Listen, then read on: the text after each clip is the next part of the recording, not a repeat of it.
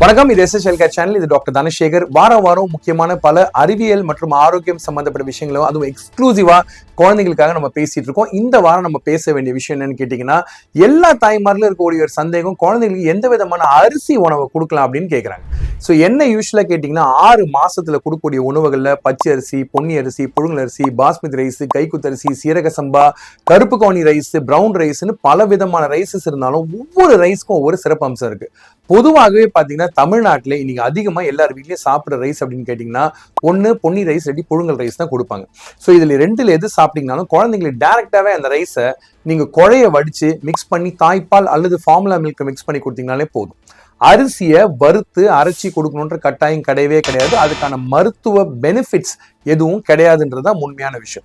எல்லா விதமான ரைஸஸும் கொடுக்கறது குழந்தைங்களுக்கு நல்லது. ஒரு உதாரணத்துக்கு பாத்தீங்கன்னா, உங்க குழந்தைக்கு நார் சத்து உணவுல அதிகமா இருக்கணும்னு நினைச்சீங்க அப்படின்னா, கிடிகைன் மில்லட்ஸ் தவிர வேற என்ன கொடுக்கலாம்னா, பிரவுன் ரைஸ் ஒரு சூப்பரான ஃபுட். பிரவுன் ரைஸ்ல நார் சத்து ரொம்ப கூட. அதே சமயம் குழந்தைங்களுக்கு பிரவுன் ரைஸ் கொடுக்குறப்போ போதுமான அளவு ஃப்ரூட்ஸ் அண்ட் வெஜிடபிள்ஸ் ஆட் பண்ணிக்கிட்டீங்கன்னா மலச்சிக்கல் வராது. இதை தவிர கருப்பு கவுனி ரைஸ் கட்டாயம் கொடுக்கலாம். அதுல ஆந்தோசைனின்னு சொல்லக்கூடிய ஒரு முக்கியமான ஒரு பயோ ஆக்டிவ் எலிமெண்ட் இருக்கிறதுனால குழந்தைங்களுக்கு ஆக்சுவலா உடல் உறுப்புகளுக்கு ஒரு புத்துணர்வு கொடுக்குது. ஸோ அதுலயும் பிரச்சனை கிடையாது. பொதுவாகவே ரைஸ் நம்ம ஊர்ல பாரம்பரியமா ஒரு முக்கியமான விஷயம் என்னன்னு பாத்தீங்கன்னா, ஹைப்போ அலர்ஜினிக் ஃபுட் அப்படின்னு சொல்லுவாங்க. அதாவது உங்களுக்கு அலர்ஜிஸ் இல்லாம உங்க குழந்தைங்களுக்கு உணவு ஸ்டார்ட் பண்ற சமயத்துல பெஸ்டான ஃபுட் எப்படின்னு கேட்டீங்கன்னா, என்னுடைய ஆதரவு எப்பவுமே ரைஸ்க்கு தாங்க. ரைஸ் கொடுக்குறப்போ 3 நாள் நீங்க ரைஸ் மட்டும் கொடுத்தீங்கன்னா, அது நீங்க ஃபார்முலா மில்கோடையோ அல்லது நீங்க பிரெஸ்ட் மில்கோடையோ மிக்ஸ் பண்ணி கொடுத்தீங்கனாலே உங்க குழந்தைக்கு சேருமா சேராதுன்னு தெரியலாம்.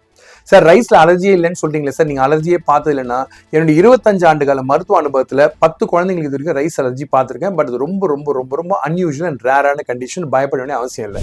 ரெண்டாவது விஷயம் என்னன்னு கேட்டீங்கன்னா, ஃபைபர் முக்கியமா ரைஸ்ல அதிகமா இருக்கிறதுனால அது ஒரு முக்கியமான வெஹிக்கிளா, வாகனமா யூஸ் பண்ணலாம். எந்த உணவையும் அதோட சேர்த்து மிக்ஸ் பண்ணி கொடுக்கறது.